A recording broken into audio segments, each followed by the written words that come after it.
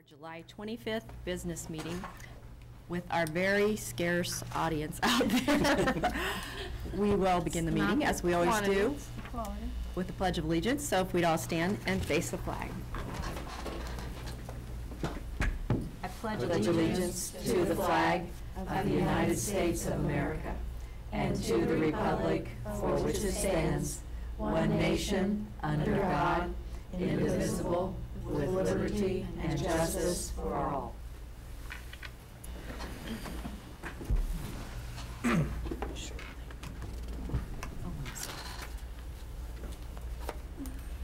The board vision is that Richmond Community Schools will be a high-performing, well-respected public school system that will make the community proud.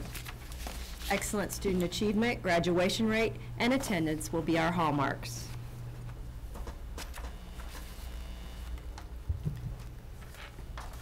Not even sure if we need to do public commentary, but the Board of School Trustees recognizes the value of public comment on educational issues and the importance of allowing members of the public to express themselves on corporation matters. We want to ensure that the public feels welcome and that concerns are answered in a timely, efficient manner. So we have set aside two 30-minute periods for public comment during each board meeting. The maximum time for individual speakers is 5 minutes per person. Speakers voicing a complaint may be advised to complete a written form and submit it for review per policy 9130, public complaints and concerns. Do we have anyone signed up to speak tonight, Mrs. Stewart? No, we don't. Thank you. So we'll move on then to reports and discussion topics. Our first report tonight would be the results of student achievement. If you recall, at our last meeting, we had the beginning of a discussion on this because the results had just been made official by the DOE.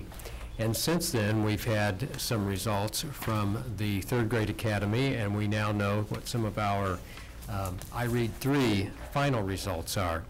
And the screen that you have displayed shows the result of all of our third grade iRead 3 results. This would be per school and then district.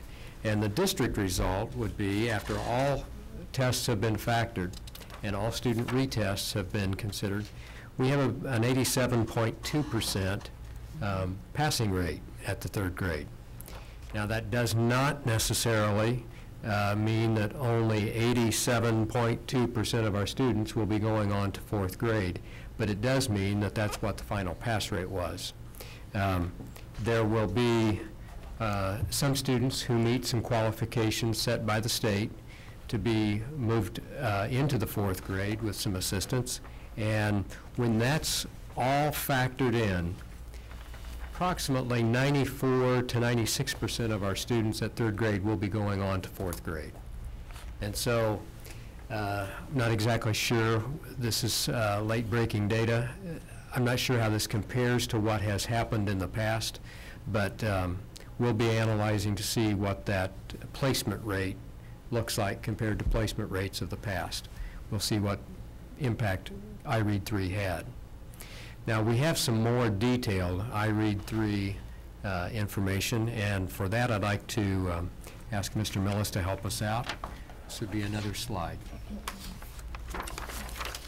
What you have in front of you on the overhead would be very basic reporting for iRead 3 results based on what occurred about 2 weeks ago in our summer program, third grade academy, combined with our summer program. And we had 81 students that were eligible for the iRead retesting.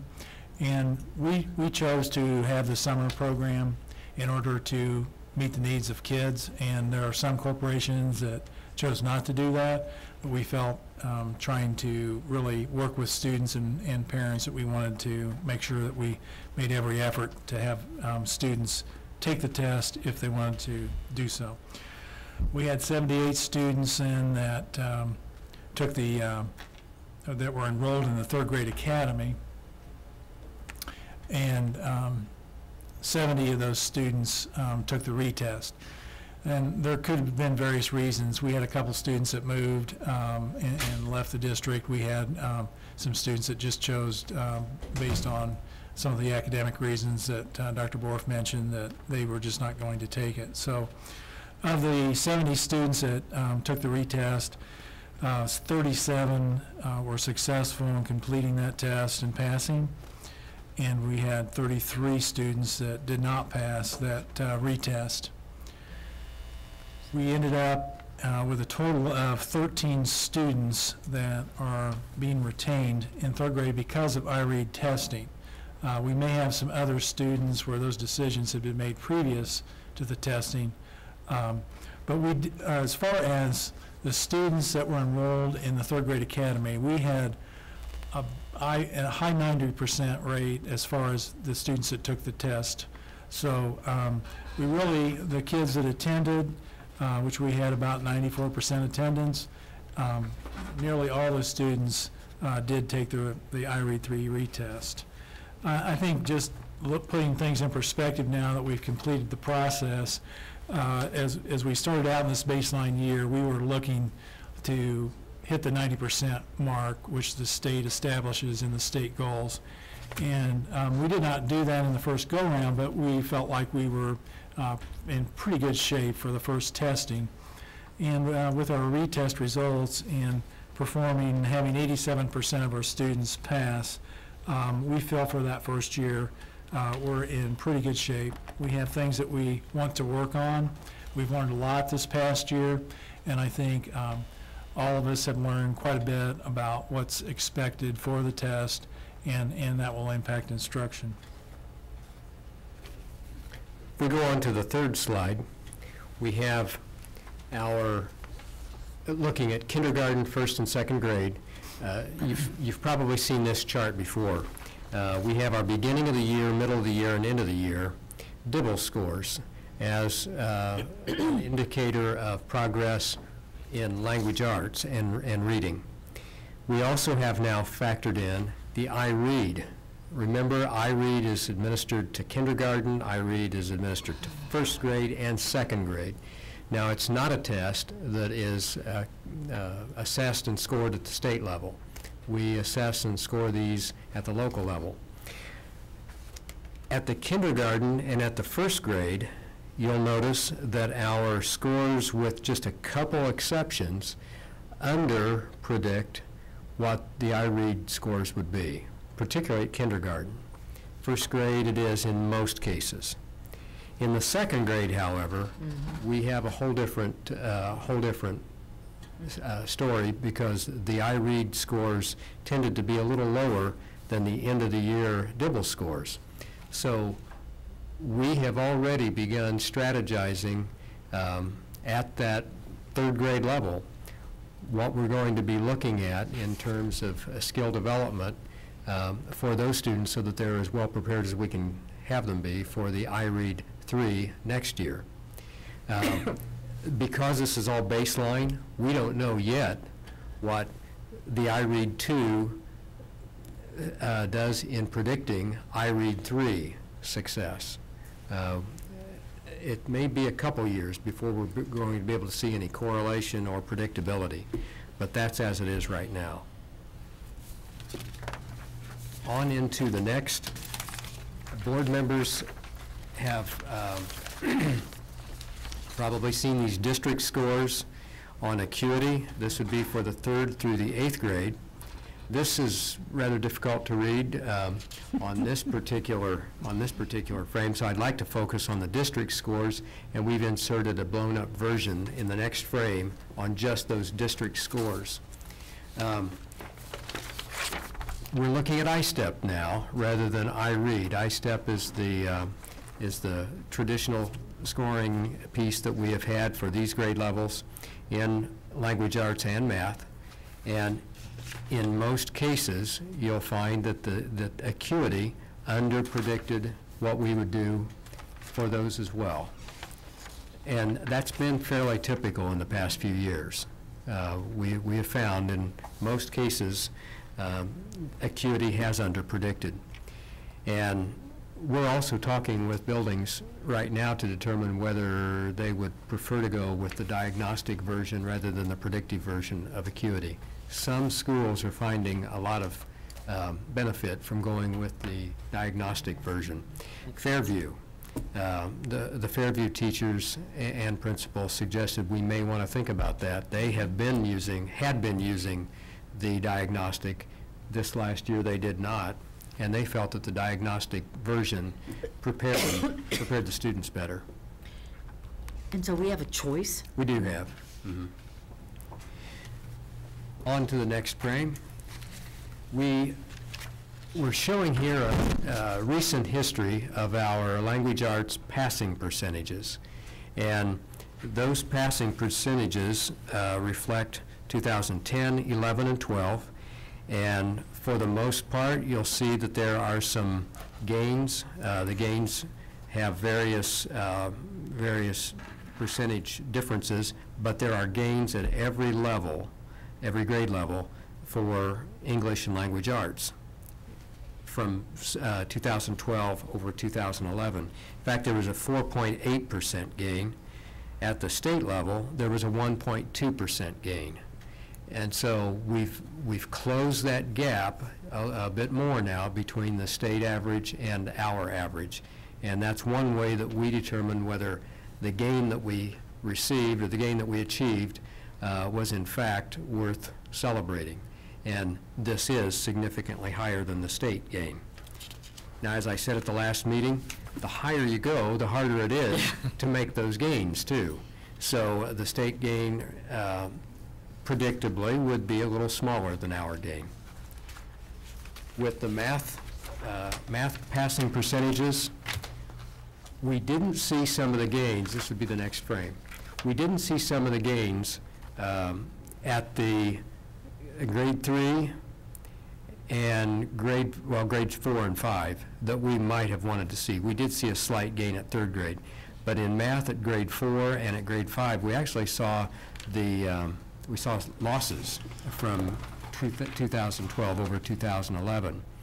However, at grades 6, 7, and 8, and really at grades 7 and 8, they were huge gains. And if you recall, at Dennis, we really focused on the math achievement. And there was a concerted effort to raise those scores, and the Dennis student body did a wonderful job of achieving just that, student body and teachers. So what that produced at the district level was about a 6.9% gain, and statewide there was a 2.5% gain. So that was also a significantly higher gain that we felt needed to be acknowledged and celebrated, and so we have been doing that. The last frame, or last slide, shows Richmond High School cohort data. This is not something that we have focused on so much in the past because this criteria has been changing. But as we're looking ahead now, we're looking at 2013, 14, and 15. What we're trying to do is look at the number on track to graduate. And if you're on track to graduate, it means that you have passed your ECA for Algebra 1 and English 10, you've passed all the state required courses, and you've passed your elective courses required for graduation at that point. It's a point at 10th grade. So right now what we're predicting, based on what we know, is 65% on track right now in 2013, and then you see the percentages there for 14 and 15. Of course these are going to change, but we have to start flagging our students where we know there is some predictability of possible dropping out of school or failure to graduate. And for the classes of 13, 14, and 15, you look at the remainder. For example, on 13, you have 35% of the students who are being flagged right now for special attention, and so on with 2014 and 15. As they pass their courses or as they pass their end-of-course assessments, that whole thing changes. One of the pieces on here that doesn't appear, I shouldn't say a piece on here, but a piece in our flagging would be attendance also. And attendance may draw us to some students who wouldn't be on this. If they have high absenteeism, they're flagged also for special attention, and they may not even appear in this data.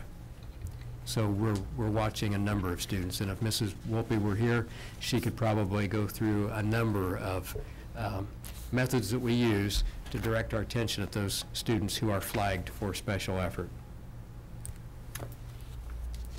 Comments and questions? Could you repeat the state increase as opposed to our increase? Sure. Let me get back to that. On the math? English and math. English, we had a 4.8% gain, and that's from 2012 over 2011. The state had a gain of 1.2%. And let's see, in English Language Arts, the 2012 pass rate for the state was 79%, and for 2011 it was 78%. So it was a 1 percentage point difference. Okay. And on math, it was 81% pass rate for 2012 and a 79% pass rate for 2011. 2%. Which makes a 2.5% gain for the state during that time period. And for Richmond Community Schools, it was a 6.9% gain. Jeff? Didn't you have your, I thought everybody kind of raised their hands. I was just going to go down this way. No? Okay, Linda? Could you, there have been so many changes at the state level that it's hard to keep up with all of them. So could you remind us when won't our schools be graded by the state? And could you please kind of remind us of those criteria that will be used? We're going to bring our projection of that at the next meeting. We can't do it at the district level, believe it or not. It can only be done at the building level. The building principals have that information, and we have, Dr. Parker's not here tonight, but before she left, she sent out an email asking the principals to look at their top tier, their bottom tier students, and look at the pass rate, because the reality is you could have a failing school with higher percentage pass rates if you had lower percentages in some of those tiers. So we have to now analyze those tiers, and that will be done at an upcoming board meeting. Now, it may be that the state wouldn't agree with our projections, but we're going to try to give you our best predictions. So when will that be happening at the state level? When will they be releasing the grades? Last year, they released those grades right before school started. Whether they plan to do that this year, I don't know. So they may be releasing their scores about the same time we come back for the next board meeting. But that is more based on looking at individual That's right. or groups of students, like the top 25% and the bottom 25%. and the gains that those students have made. That's right. Is that correct? That's right. Rather than as Comparison a to that same school. cohort group in another district. Yeah, right. So we've alerted the principals to the fact that even though their gains may be better from year over year, we have to look at those tiers, because it could be a whole different story if growth didn't occur in those places. Well, I just thought that it, as I was looking at the ISTEP scores, that it might be good to prepare all of us for, because we focus so much on the ISTEP scores, and the ISTEP scores are a part of it, but it's based on those groups of kids That's right.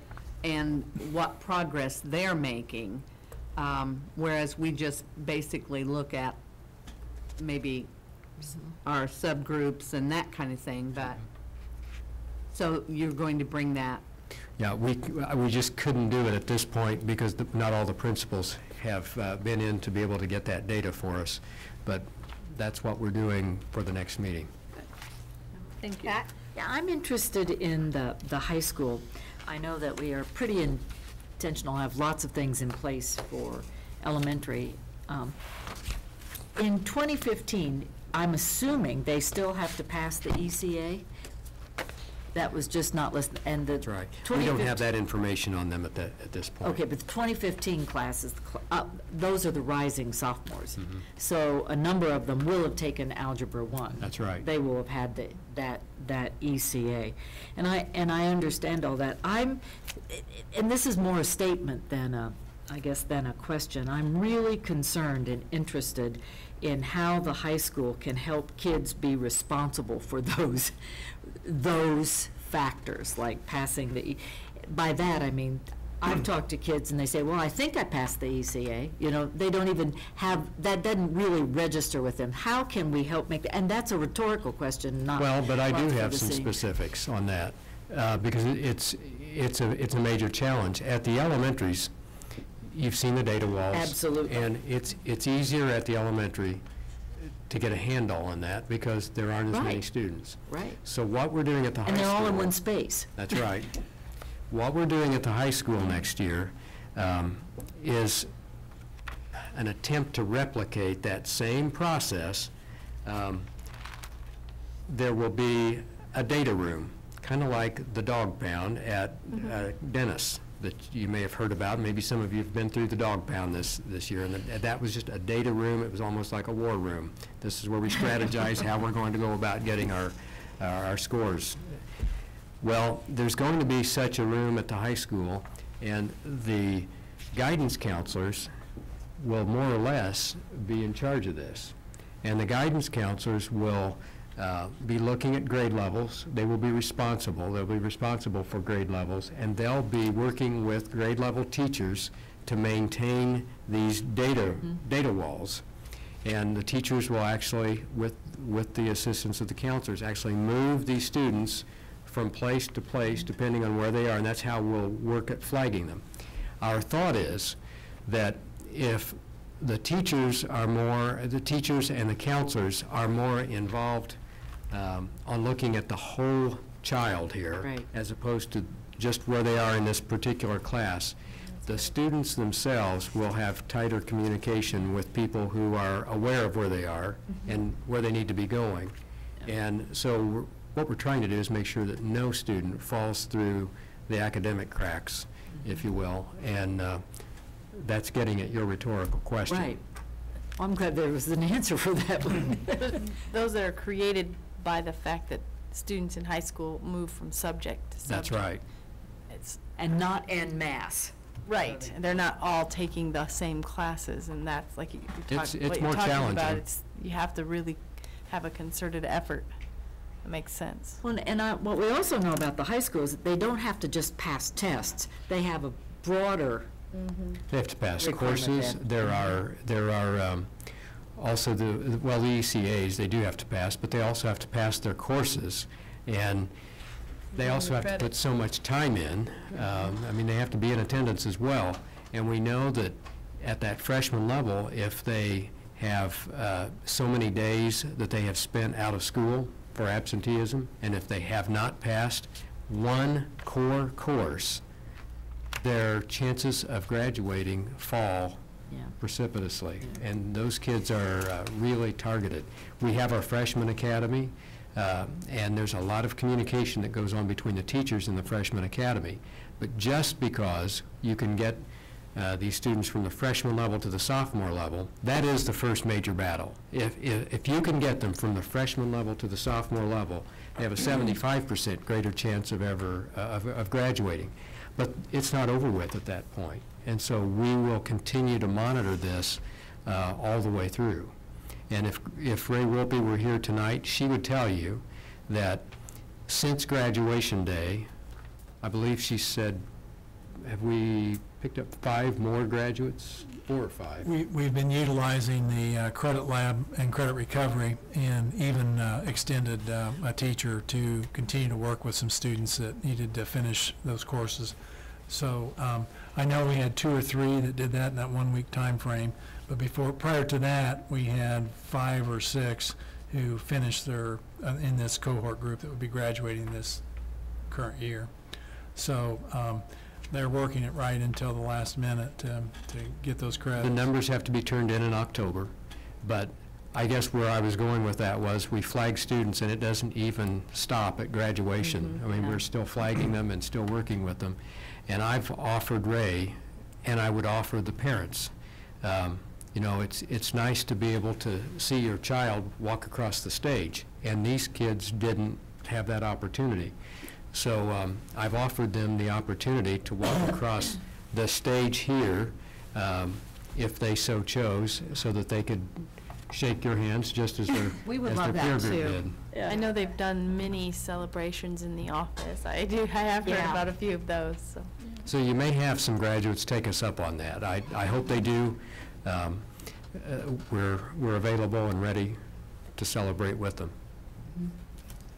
Other comments and questions? Well, and I know they're building data folders in the alternative school program where they will build, then they'll build their ISP, their individual service plan goals around that data. Oh, that's great. So that will be very helpful. It's student ownership of data. Absolutely. And that's right. I neglected to talk about that. That's going to be the goal for every student at some point. And it may be an electronic data folder, or it may be a physical data folder. Well, I think we've shown that makes a big difference in elementary school, so why not at the high school level? Right. And we have to, maybe a little more complex to do it, but it needs to be done. Okay, thank you. On to teacher licensing.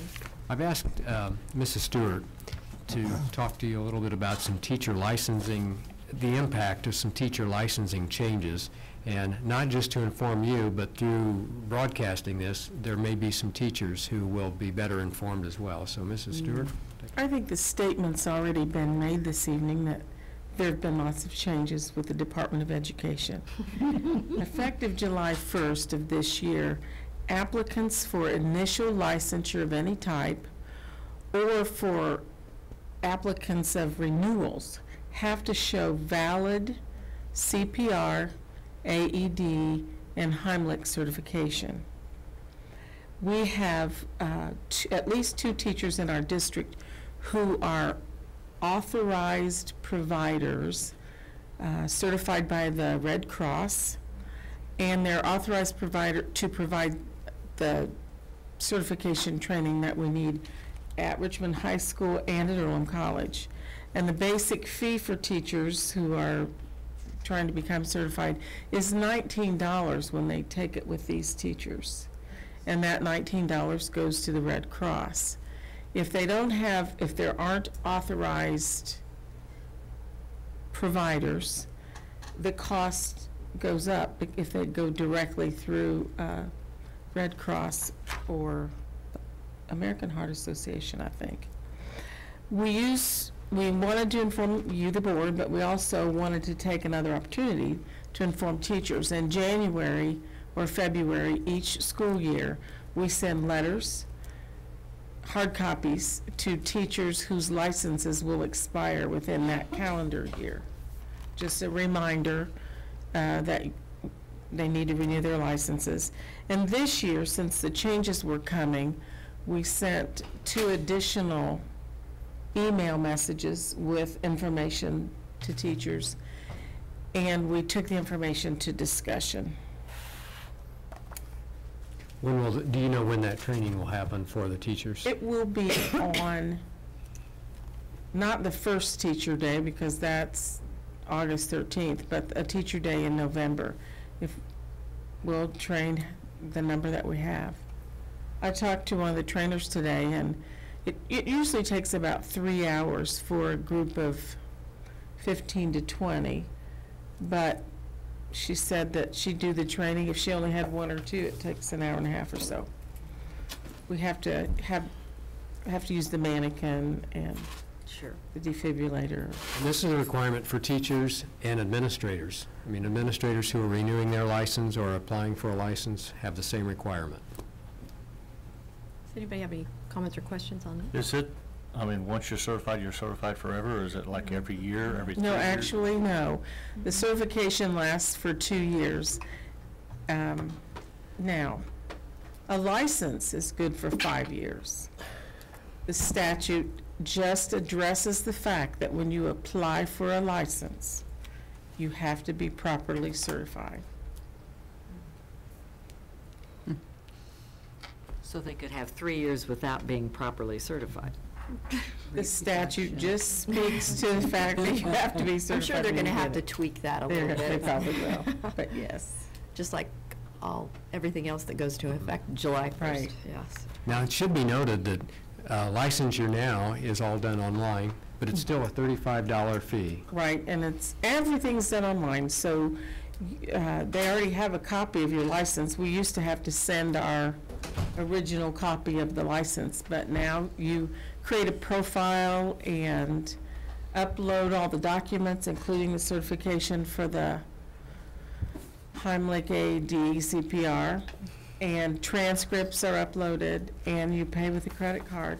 And they say it takes 4 to 6 weeks, but what we're finding now, since it's become a well-oiled machine, it's just a matter of days usually, not more than a couple weeks. And as one who's recently gone through the renewal process, our Human Resources Department's very helpful. I can attest to it. Okay. Thank you. Mr. Coddington is called upon now to walk you through some of the information on our 2013 budgets, capital projects plan, and bus replacement plan.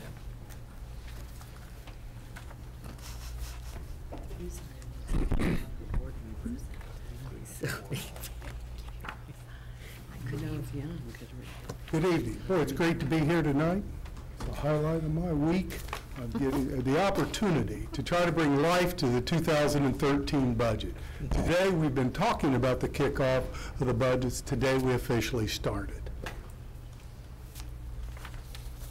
Where we are right now, tonight, we're going to review the budgets. I've given a packet in front of you that we finished at 9 o'clock yesterday morning. At our first pass of the budget, we've asked you, I'm going to walk you through it. I was going to go with the 5,700 lines that we have to back up that, and I said, that's probably not a prudent thing to do because I've got 4 great-grandchildren at home right now, and I want to make sure I get home before midnight to see them. So then I said, well, we'll just go through this 84-page budget. I told them I would say that. You have 4 great-grandchildren? Or grandchildren. I've great, aged for the last six days, I've aged a generation. But they're really great grandkids. They are great. Yes, they are great. Good play on words. Thank you. You did add a little life. Yes. So we're not going to go through the 5,700 lines. Fact is, I said, well, we'll just go through this 84-page document. I said, why don't we just kind of narrow it down, hit some highlights, and what we've done. A lot of work is what I want to say has gone into this budget. I do believe with the help of HR department and Elisa Stewart and her crew that we're going to put together the best budget that Richmond Community Schools has ever had, and we're going to be able to monitor that budget in 2013 at a detail level that we've never been able to do because of the work that Karen Scalf, Elisa's staff, and Janet Elstro has put together. So tonight we're going to review it.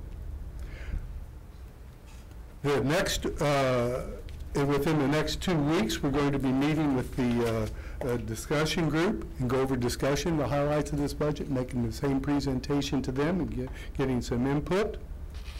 We're going to advertise, come back and ask after 2 weeks to answer any questions that you might have. We're going to ask permission at our next meeting to advertise this budget. Should that be granted, we will publish it on August 10th and August 17th.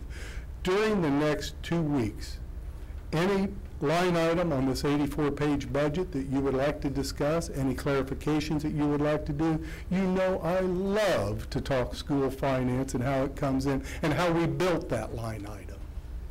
So feel free to call me.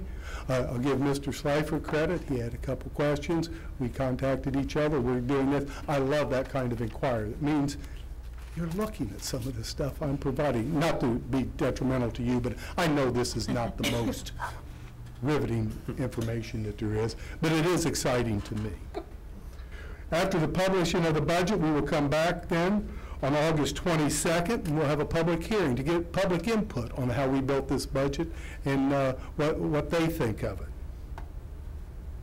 We then come back September 12th for the adoption of the budget, turn it to the state, the certificate of no remonstrance, and we will then, the state will give us hopefully certification by the end of 2012. Budget forms. Page 1 through 39, not 1 through 33 is Form 1. And it's a summary of the expenses we're going to have the next 18 months. This last 6 months of this year and the next 12 months of, in the 12 months of next year.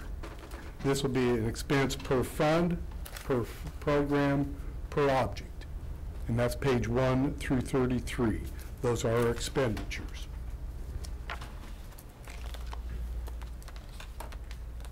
Form 2 is the estimates of revenue that we are going to be receiving for the next 18 months.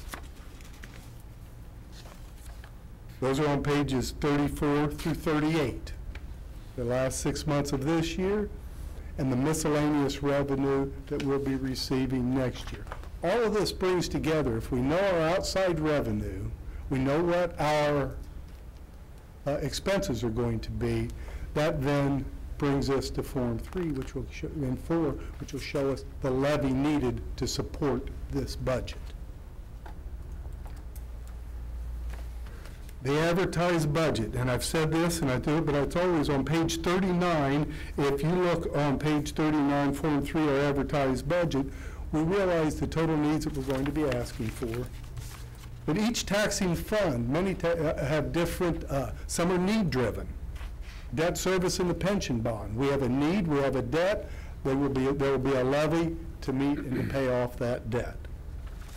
Some are rate capped. Capital projects is capped, rate capped. Regardless of what your assessed value is, you're capped at a certain dollar figure. Some are levy capped. Transportation and bus replacement. Again, that says so many dollars that will be in there. Some are state controlled. The general fund it's no longer supported through local taxpayers' levy or property taxes. And some are board controlled, as we've worked with at the beginning of this year, which is rainy day fund. We have a fund of money with no appropriation until the board gives us that permission, which they did. Now, as I've talked before, a budget cannot be raised, but it can be lowered. Can anybody tell me for certainty what our assessed value is going to be in 2013? I can tell you the last 4 years it's decreased. So you might want to use a lower assessed value to put the budget. That's what we did. We put it at 94%. We can lower line 11 as we get together. I'm not going to go into the details. This reducing line 2. Now, when they come back and say your budget is this, there are different ways that we can get to that budget. Form 4 shows our advertised summary of appropriation for each fund. Form 4B, now we're getting to the real nuts and bolts. And Form 4B is pages 42 through 50. Page 42 through 50 says we've given what our expenditures are, We're giving what our revenue we're going to think. We show the difference, and that becomes our levy.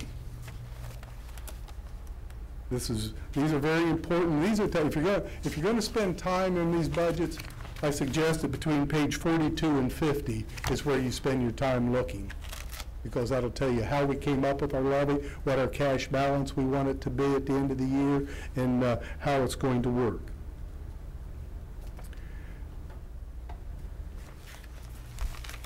Page 51 to 56 is our school bus replacement plan. We have a 12-year plan by statute. We have 60 buses, but we don't buy 5 buses every year.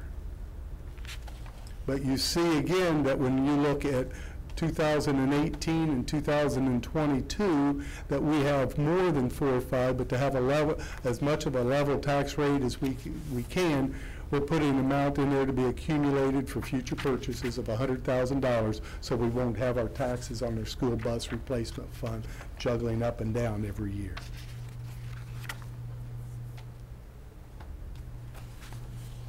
Capital projects, plan 50, pages 57 through 84. This is much different than what you're used to looking at. But a synopsis of 2013. The building acquisition, construction, and improvements, we will advertise $875,000. Emergency maintenance, we will advertise $800,000. Building level purchase of mobile or fixed equipment, we advertise $56,000. Copier lease, technology, professional services, insurance and utility, levy neutrality. We're going to advertise a budget of $5,800,000. Again, we advertise high. We know it's not. Our budget this year is $3,400,000. The levy neutrality, $1,849,000 will come right off the top. That gets us at $4 million. We'll probably be reducing this by $600,000 more. But we protect ourselves during the budgeting process. If you would turn to page 69, I would like to see a new format, and I think the board will find this very helpful as they go through the examples of every building we have in the corporation. Page 69, we have a 3-year capital projects fund for every building for the next 3 years, rather than just corporation. So what do we know about Charles Elementary School? It's going to house K through 4. It's got a current insurance value, replacement value of $6,815,000. It's got 19 classrooms, 55,000. I'm not going to read this to you, but to do this. Our occupancy, it was built in 1954. It's on 14 acres. We believe that the capacity this year will be 418 students. This is our enrollment history, a detailed evaluation of the building, and what our plan is. So you can spend some time going through with this and then asking me any questions on how I put the budget up together.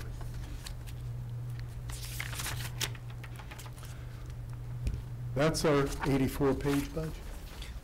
Before we go on, Yeah. I should have asked this earlier. How are the values determined? Insurance. Remember that we had every building and its contents evaluated, and then there's an inflation factor, and we have the subtractions every year and the additions every year, and that's as current as last year. We don't have this summer's work done through our. So so this is a replacement cost value? Yes. Is that what you're saying? Yes. Okay. All right.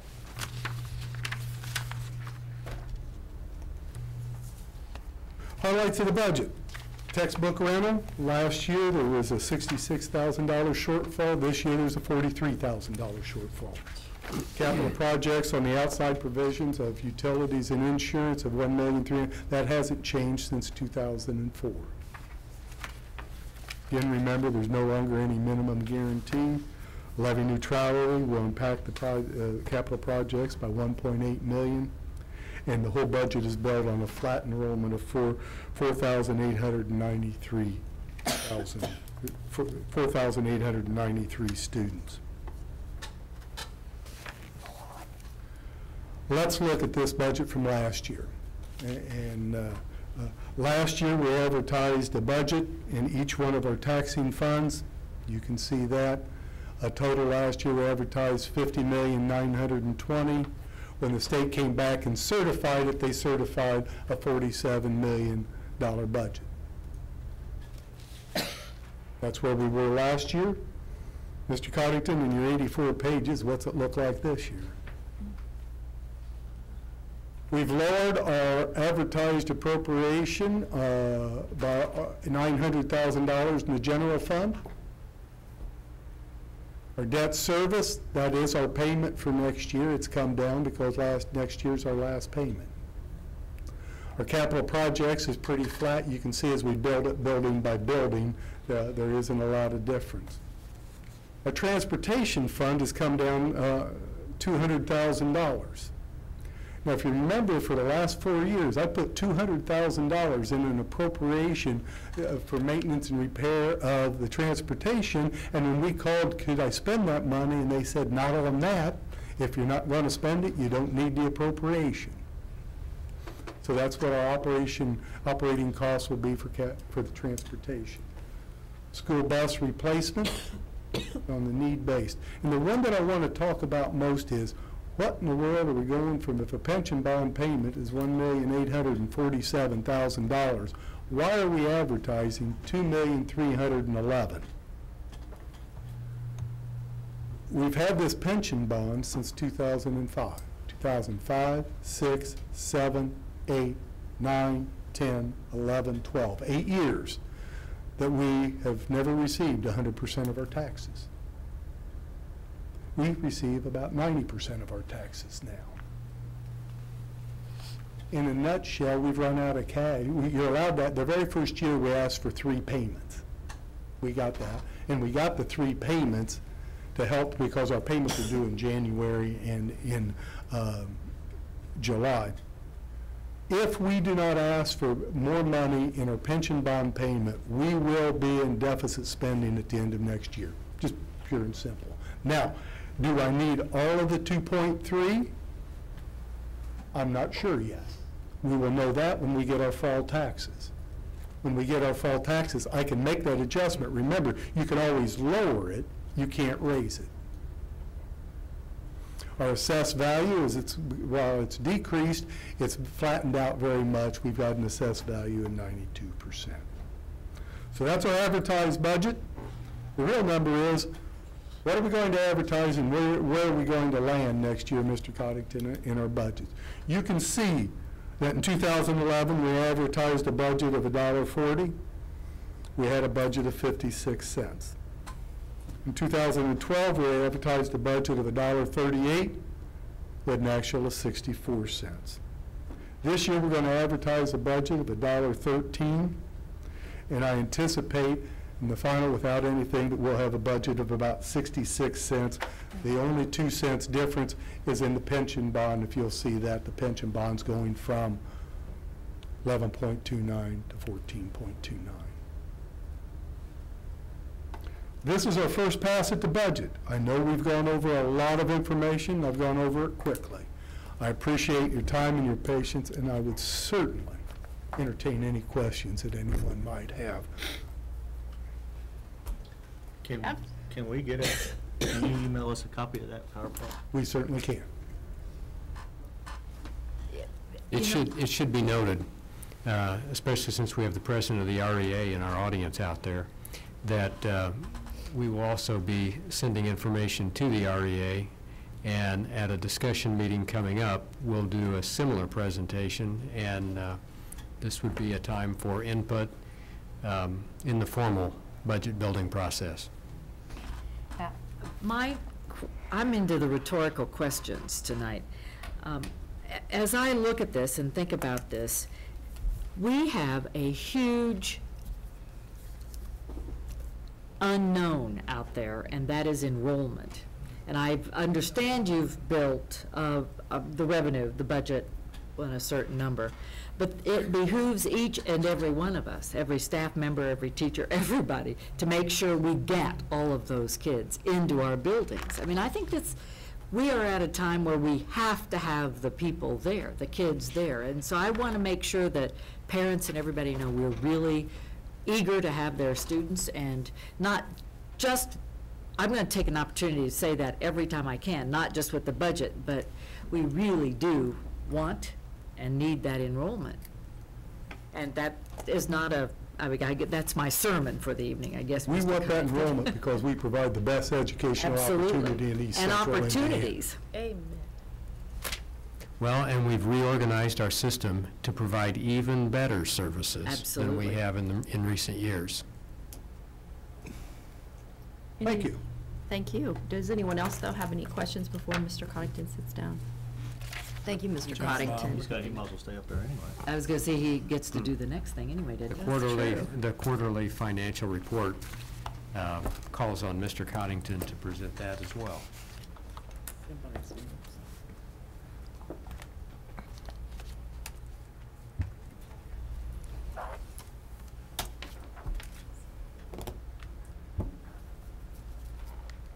Okay, as we look at our quarterly report, we looked at our revenue year-to-date is down $520,000 year-to-date. I'm giving a year-to-date update on where we are. No surprises there.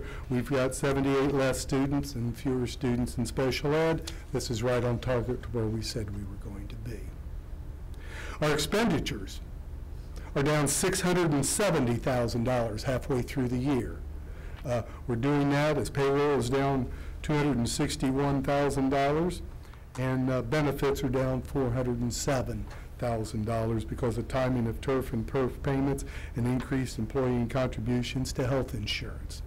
So if you're 6 months through the year, and those are the savings and that you think, you can project that and say, what are we going to look like at the end of the year? Our cash flow statement, which it's very hard to read, but if you're online, we show that we're going to have $37 million in revenue. We're going to have expenditures of $36,712,000, and we're going to have a positive balanced budget in 2012 of $319,000. That one I'm very confident with because of the adjustments, the master plan, and where we are. And remember, it was just last year that we were minus 1.3 million. So if we know where we are year to date, we know where we're going, we believe we know where we're going to end the year, what does that transcribe into 2013 and 14? You see our revenue is taken from the state, even with flat enrollment. With the new budget formula, we're going to get $112,000 less dollars with flat enrollment because of the new budget, how they've done it. We see that our other revenue is coming down $300,000 because of all-day kindergarten is a one-time payment in December. We look at the adjustments that we're going to make this fall, and we look, and the bottom line is, all things being equal, we have a $202,000 deficit projected right now for 2013, and that's where it should be right now, because now if you know where you need to be, we've got all this year and next year to readjust our resources to balance this budget. When you had a $1.3 million deficit for last year that we balanced this year, $202,000 is a doable way to balance it, and we'll be working all year getting input from the building level principals, the cabinet, and the REA on how to balance that budget. And a minor $251,000. I feel very good at where we are. I feel very good about where we're going, and I'm very confident that we can do what we need to do to balance the budget and provide the best educational services that Richmond can afford. Any questions?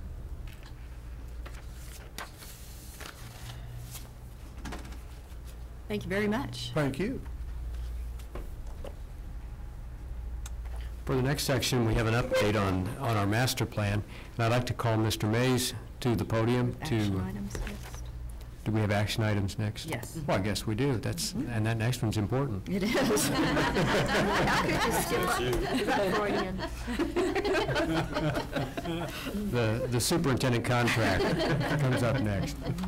And I'd like to turn that over to the president of the board to receive a motion on that, or make a motion.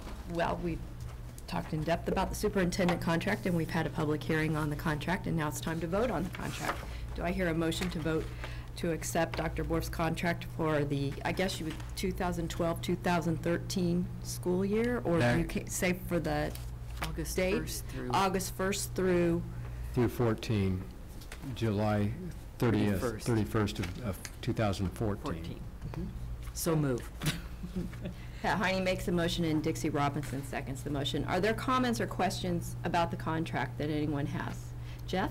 Just for clarity, this is for it's basically the one-year extension of the current 3-year contract. That's why we use the term 2014. It does have an extension in it, yeah. If there had been no action taken on it, it would have ended in 13. But it would automatically enroll, or it would automatically went another year. Yes, it would have. Yes, it would have. So, I mean, we're doing this just to be more public about it, but the contract has an automatic renewal clause in it. Automatic roll, yeah. So, Correct. and all this does is just says formally that your contract is extended, so you have 3 years of employment. The law changed this year, and I'm not so sure. There's differing views on this, and I'm not so sure that this contract required that we go through this process. However, we felt that even if it's not necessary, it's very transparent, and it's a good practice for the board and the community to talk about that particular contract. And it's 2 years. It is a 2-year Two-year contract. 3-year. An initial contract for a superintendent is 3 years, and then beyond that, it can be anything the board would want. But this will not necessarily be the process we go through again, but if a superintendent's contract changes, if the financial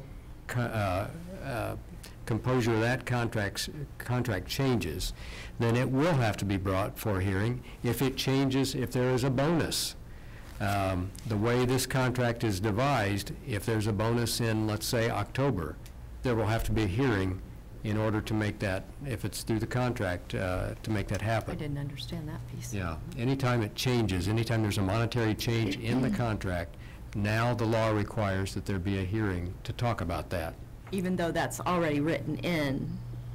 No, if it's written into the contract that there will be a $500 bonus if certain criteria would be met, then that's been stated, and that wouldn't have to be heard. Okay. But my contract contains nothing like that. Right. Okay. Maybe in the future, we'll have another discussion about that. Does anyone else need clarification on anything or have any questions? Okay, all those in favor, please signify by saying aye. Aye. Opposed? Thank you. Congratulations. Thank you. The next item is a second reading and adoption of policy 5340.01, and this has to do with student concussions. We had a presentation last board meeting by Mr. Bolzer and Mrs. Bergdahl, and that moved it to our second reading. Tonight is the second reading and adoption.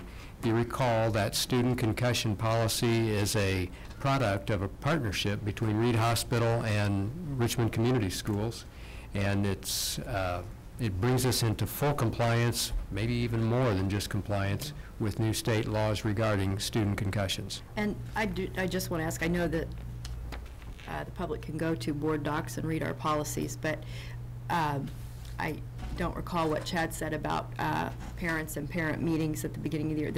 They will all be given a copy of this at their parent meetings, correct? Yes. Okay. Okay. Do I hear a motion to accept policy 5340.01, student concussions? Dixie Robinson makes the motion and Aaron Stevens seconds the motion. Does anyone have comments or questions? All those in favor, please signify by saying aye. Aye. Opposed? Thank you. Thank you. Now, Mr. Mays, would you come up and update us on the progress of the master plan implementation? Okay, well, thank you very much. What I'd like to do tonight, not only describe where we are, I want to show you where we are. And we'll start with Crestdale. And as you can see on Crestdale, the main entrance is what we're showing you, and we have new brick columns, and the center of each column, we have lights that'll shine up at night. This was a picture taken today, and we were slowed down 2 days because of the rain. If it wouldn't have rained, they'd be paving today. But now they're finishing the curbs up at the west end, and the sidewalks have been poured, and we hope to pave either Friday or no later than Monday. Today is move-in day for the east half of the building from the office east. That includes life skills, kindergarten, preschool, and first grade. And that truck pulled in this morning. This is a typical first grade classroom, and you can see they've already started putting some of their furniture in. That looks so nice. Trying to show you on this slide is this is 2 rooms, and when we talked early on in February about teachers being able to have collaboration with each other, whoops. I've got too many buttons here. There is the opening from this first grade classroom to the other classroom, so that the teachers can collaborate back and forth. And again, these are our finished rooms. This we were slowed about 3 weeks on the outside addition because of the joists and deck. They are now in place. The deck is on. And we lost about probably a month, which we were going to finish the end of September, and I think now we're looking at the end of October. The west wing of the building is all carpeted. They're putting the light fixtures in, the ceilings in, and a week from last Monday, or the 30th, we'll be moving in that half. So actually, all of the classrooms in the original building we'll start putting furniture in.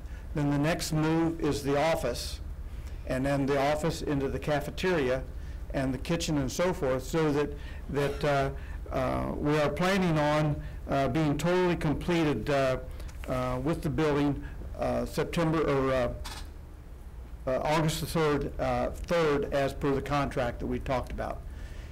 We have to have it, the office part open 3 or 4 days before that, because we want the staff, the principal, and the secretaries to be in there to meet with any parents or to register any students that they have to. They're actually using everybody on the job. This is the Crusader, and we just happened to come across that today, and they had a work belt on and a caution flag, and they called him John for some reason, and a flag. So we've incorporated everybody that we could at Crestdale. At Dennis, this is the looking at the inside the old gym. We've got the ceiling in. The lights came in today, and they'll be suspended from the ceiling, and we'll get light to shine down and up. You can see that the kitchen part is right in here, and it's done. And that we're going to start putting in the 2 grills and these openings that we'll start that probably Monday.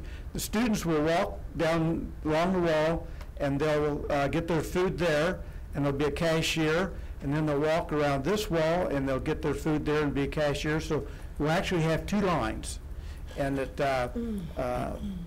tomorrow they're going to start sanding the floor, and that we'll get rid of all these lines, and we'll have a beautiful wood floor.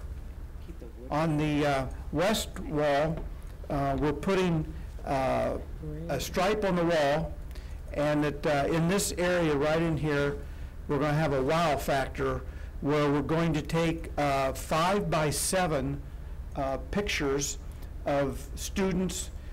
We've got 2 really good pictures of when the 8th graders went to Washington, D.C., and we're going to put those on there so that the other students can come through and see and say, you know, well, I want to do that. I want to go to Washington. Yeah. And then we're going to take some pictures of 5th graders entering the school, 6th graders, and other pictures, and there'll be roughly 3 foot by 5 foot, and there'll be 7 pictures, and then the biggest picture will be 7 foot by 5 foot. But it'll really enhance that whole wall and try to, so that the students in there can see what kind of activities that they do have at Dennis. This is, we're now at Baxter. This is where the cafeteria will be, and the reason why I'm showing this is because they've never really had a cafeteria, and that this is the kitchen area right in here, and we put a new tile in here, and then in the other rooms, Rob's got a computer room of about 25 to 30 computers in it. That was the music room. And then the other classrooms, we're putting the timeout rooms and computers. And we're also opening those rooms up so that we can have collaboration and teachers can work back and forth. And that will be done the 3rd of August. I'm trying to figure out. Where is that in the building? Birth to 5, I just asked. Yeah, that's where Birth to 5 was. Oh, okay. Now here's a picture that I really like, and I'm just going to leave it up there. That's their court area. And this summer, they've gone in there and they've weeded it all out, and they've planted new plants and flowers, and that's what it looks like today. And that's totally enclosed so that they can have students go out there and be able to enjoy the outside. There's some tables over there, and that's to enhance that entire area. Then at Hibbert, they're working on the gymnasium now, repairing the floor that was damaged by water. The water leak's been fixed. All that heavy rain we had the other day, not one drop of water in the building. And that once they get the floor sanded at Dennis, they'll go back to Hibbert and they'll get that sanded and taken care of. We just have a little bit of base to put in, a little bit of ceiling in the kitchen. We have some pictures we're going to put up and some insets and some of the floor tile, and that'll be all done. It's just minor work. And the teachers, everything's in their classrooms. They've been working on putting things back, and it's really been interesting that we've had 2 open houses there, and we probably had, and it was from like 5 to 6, had about 200 people. And Mrs. Gibbs said, well, I want to have another one, and we'll make it 2 to 3. And thinking, well, you know, they've already been there. Who's going to come? She had over 100 people at that one, and that was Tuesday. And they were people, she said, some of them that came back for the second time because they're so excited. Wouldn't be surprised the excitement that there is in that building. There's a ribbon cutting coming up there also, I think. I think so too. Does I can't anyone- remember the date, though. Okay. Well, I had it on that. At Test, we're painting, carpeting, doing ceiling rework, new casework in the life skill rooms that we've totally reworked, and they're going to be ready August the 1st. And we have some new casework in there. So every project that we've had going this summer will be ready and open for school. The last time I was here, we talked about the parking lot at Star, and that we talked about maybe making a few minor safety changes. And I showed it on the a slide and so forth. Well, we kind of hit a snag there. The contractor that's doing the work, he bid the job originally, and he was high. And then through a technicality, we had to rebid the project, and so which made him, then he came in $7,000 lower than the next contractor, so he got the project. So they're from Liberty, and it's a Bico construction company. And so then we talked to them about we wanted to make a few minor changes. We wanted to make an island change that we have in there, which was 4 foot wide, and we wanted to change it 3 foot wide. Okay? All of a sudden, it was $500 more. Even though we were reducing a foot of concrete and about 100 feet long, it's $500 more. And then we talked about adding a curb through that existing drive that's there now, so that we could force the traffic to go through the drop-off and pickup area, come back around, like we explained to that. And that he was going to put in the curb from the new project just across the driveway, which is probably about 25 feet to the handicap parking on top of the hill there. And then he was going to take out the asphalt, and we were going to put in a little bit of topsoil. He wanted $15,500 to do that. We talked to him. He wouldn't budge. We have a contract with him. The only way we could change it would be a mutual agreement, and we were not going to spend, Bob wasn't going to spend $15,500 for that, because we estimated that we could do it for $5,000 to $7,000 or less. So that we're going to talk to a couple of the local contractors, and by Friday we'll have cost, and when he gets the project done, we'll make our own changes and we'll do it a lot less. Now we're saying, okay, what happens here? We're going to make changes in a parking lot that we already have the asphalt laid. What we'll do, it'll only be a 6-inch saw cut, 6-inch wide saw cut, just to get that curb in. And when we get done, it'll look like it's always been there. And that's what we've all recommended that we need to do. And it's just sad that we don't have any way to work with this contractor. I mean, he hadn't even poured the concrete yet. He hadn't even formed the curbs yet when we wanted to make the change. So it was really not that difficult a change.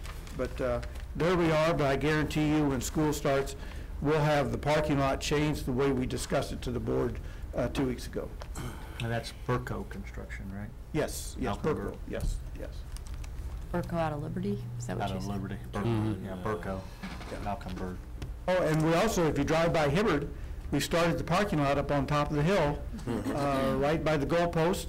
They're working up there, and so we're going to get that done. I've had a couple questions about that. Yes. So can you just, even though we know, can you explain what you're doing so that some people out there who don't know will understand? Okay, that's the first phase of reworking the front entrance and the bus drive, and that's something that we could get done this fall because there's a definite need for parking. And so we put it up at that upper level, and then there'll be a walk down to the entrance on the second floor, or they can take the walk and go into the main entrance. And it'd be primarily during school hours for staff. And then we would have visitor parking in the front where it basically is L right Street. now. Yes, yes. It looks like maybe a week after school starts, it'll be ready. That's great. Yeah. Oh, that's awesome. Yes, it is. Could we go back to I think it's the second photo that you had at Crestdale? Is that the columns? No, not the columns, beyond that. The mud. Okay, right there, that classroom. Is that on the south side of the building or the north side, do you know? That's on the southeast corner. I would That's a think first the grade. teachers would be really excited when they see that. Had that been an art room? It was. That gives you, Linda, I know you're very familiar with that building, that would give you some indication of the change. That was the art room. Yeah, you can see we've protected the carpet with paper that they have to walk on. Everything in this room is new. I mean, it's just totally renovated. Would you talk about the red carpeting? You're familiar with the texture of the red carpeting that's around the sink area? Right there? Yes. Yes, that, normally you would put tile in there, because that's a wet area. Let me do something here a second. Yes, there's a better shot of it. Normally, right in there, you would put tile. And in talking with Ron Robinson when we were first designing it, he said, you know, I would like to do something different there because we always have trouble with the tile. And if you look in some of the older schools, the joint right here, where the transition from the tile to the carpet, it's always coming loose and off. So we said, okay, let's try carpet tiles. So that's what's in there. Those are carpet tiles, and they're water resistant. And if we need to change them, we'll just pull it up and put another one down. Oh, that's clever. Pretty good. I was given a tour of the building today, and I walked through from everywhere around it. And again, it's lack of a better expression, short of a miracle, you know, all the work that's being done in there. And you turn around, you see 3 new faces that you hadn't seen, and just a large number of people in there.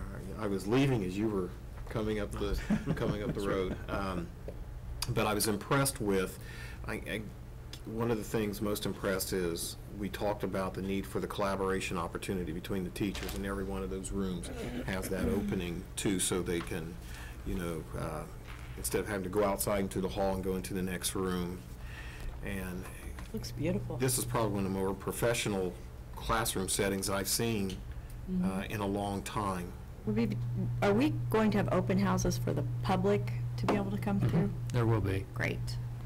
I think the one thing that this picture shows, let me go back one.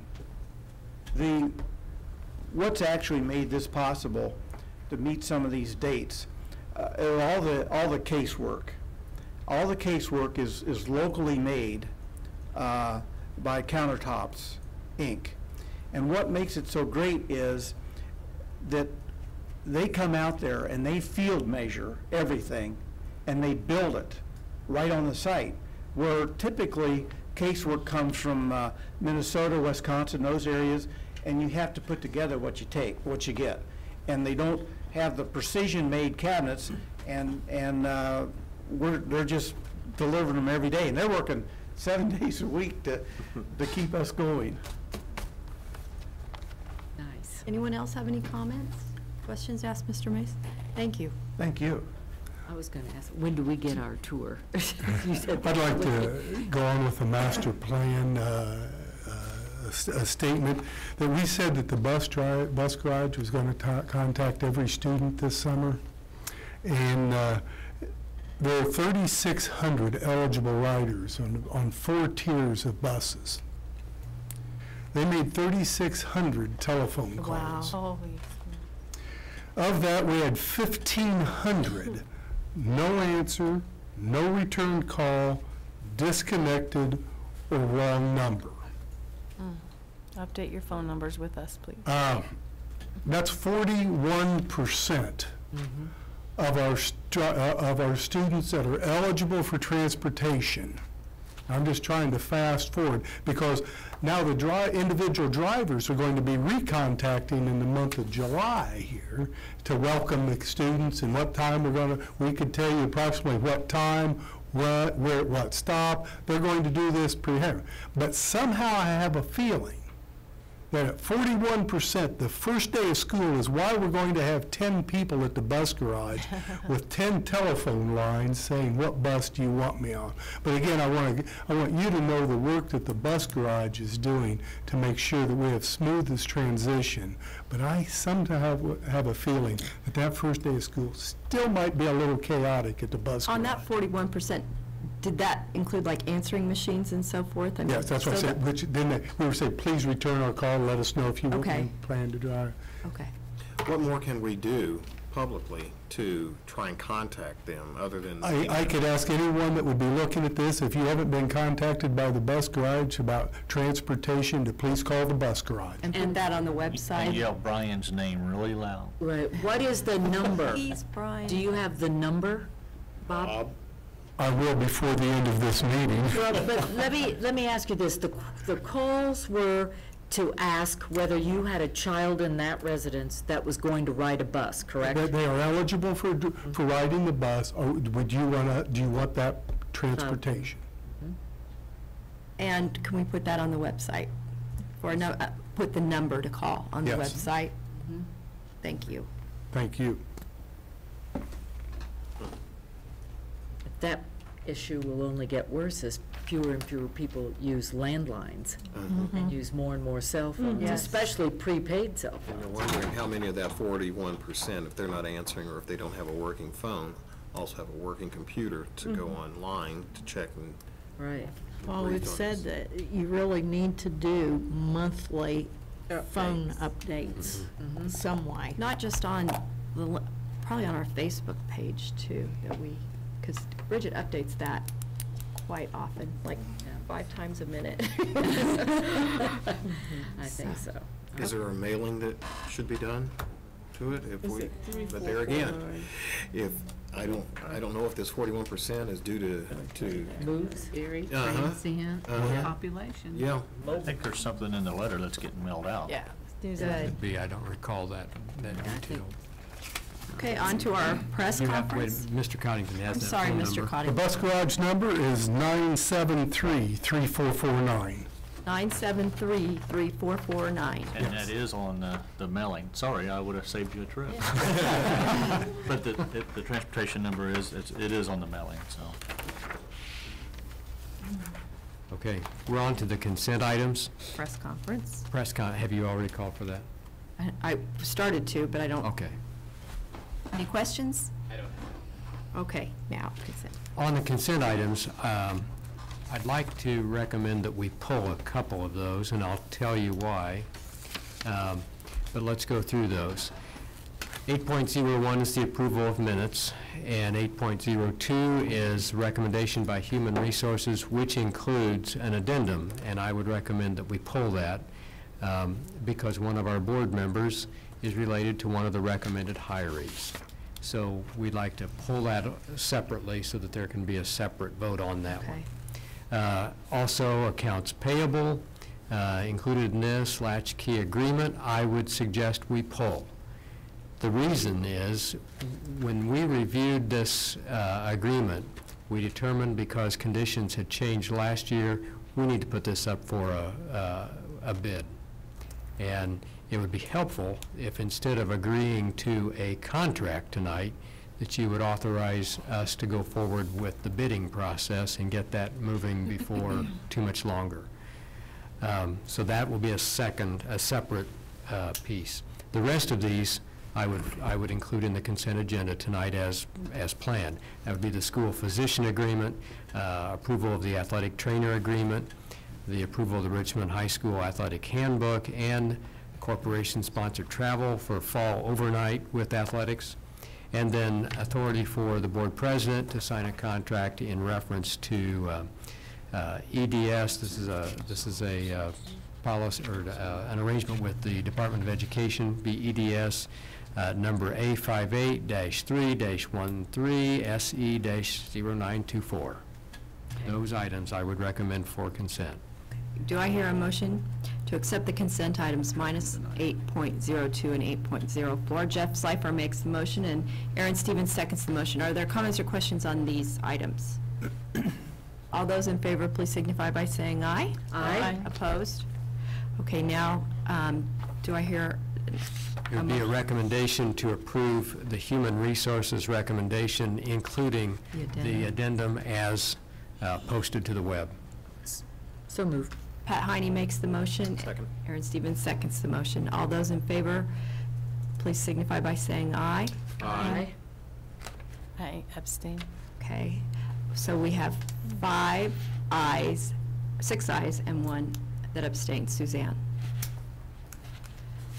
And the latchkey agreement, I would recommend that the board authorize the administration to advertise for bids for the latchkey program.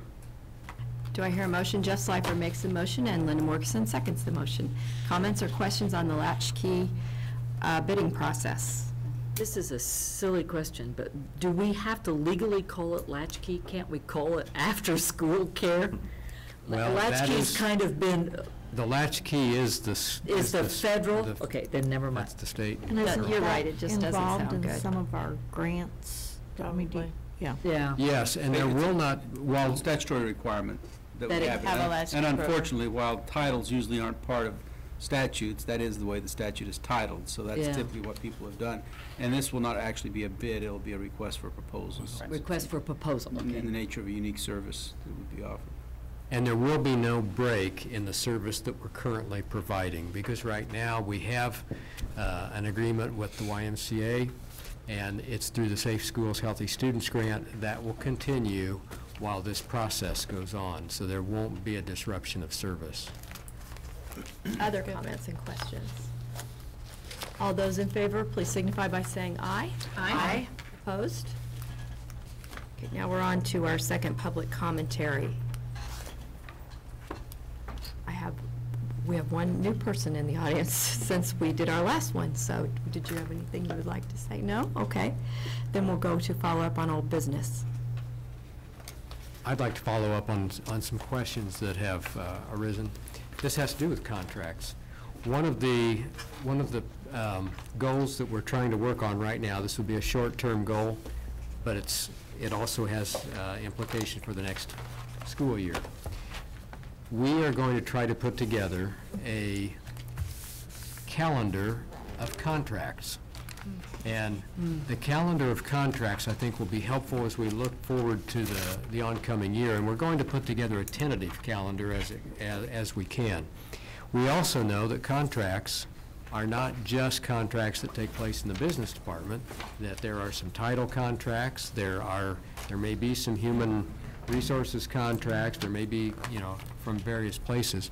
So it's going to be in flux as we move through, but our goal is, by the end of the year, to have a very comprehensive calendar of contracts. And just like tonight's latchkey agreement, those items will come up and we'll have tickler files for the board and for the administration, so that maybe months before the contract comes due, we'll be able to look forward and see what we need to put in place to make that happen.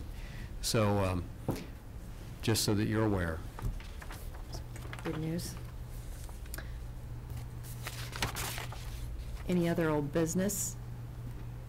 Then superintendent and board reports, reflections, and celebrations. I think Pat has some. Well, and I didn't know whether this was old business or what. For the public, what you may not realize is that the school board election season is upon us. And in years past, the school board members were elected during the primary season. And that was changed by the last legislature. And so today was the first day that you could file for election, and the filing ends August 24th at noon. And there are, if you recall, we have new districts. And I look at it this way, kind of the middle third, the upper middle third, that seat is up, and the lower third is up, and there are two at-large seats. Now, the public needs to know that the two at-large seats are delayed seats. You wouldn't take your seat until January 1st, 2014. But those applications are available at the clerk's office in the courthouse, and information is available on our website. If you go to the board section of www.wearerichmond.com, it will tell you the exact districts. But I'll tell you the exact, that was going to be my next Right. question. is it Unlike- districts. Unlike other elections, these are not partisan elections, so there's no politic, there's no party gathering candidates, so it's up to folks to, Yes. who decide they want to run, and all of us have had to do that, except Dixie, right? All of us have had to do that. And so it's an interesting process, and it will Yes. be during November, the election. And if you have any questions, feel free to call any of the board members or go to the website and email us. Mhm. We'll be happy to talk with you. Okay? Now, Before we meet again, this is part of celebration. The band will have performed at the state fair, and we expect great things. They've done really well at the sort of interim competitions as I've been following them, so. And they are at band camp this week, and they always come back so excited and fired up after And we band camp. had something at our places too about, This Sunday, July 29th, at the fairgrounds will be their usual, they have an ice cream social get-together, and they will show their state fair show at 3:30. at 3:30. Yes. Okay. Any other celebrations, reflections, reports? I have a celebration. Okay. I'd like to give a shout out to Kelly Educational Staffing Services. They have already donated school supplies, and rather than just give us some of everything, they decided to give us ample supplies of Kleenex, hand sanitizer, and the Ziploc bags. Those tend to be a little bit more expensive, and so they're donating those to all of our primary schools. Oh, that's so nice and generous. Thank you, Kelly Services. That's awesome. Okay, is that it?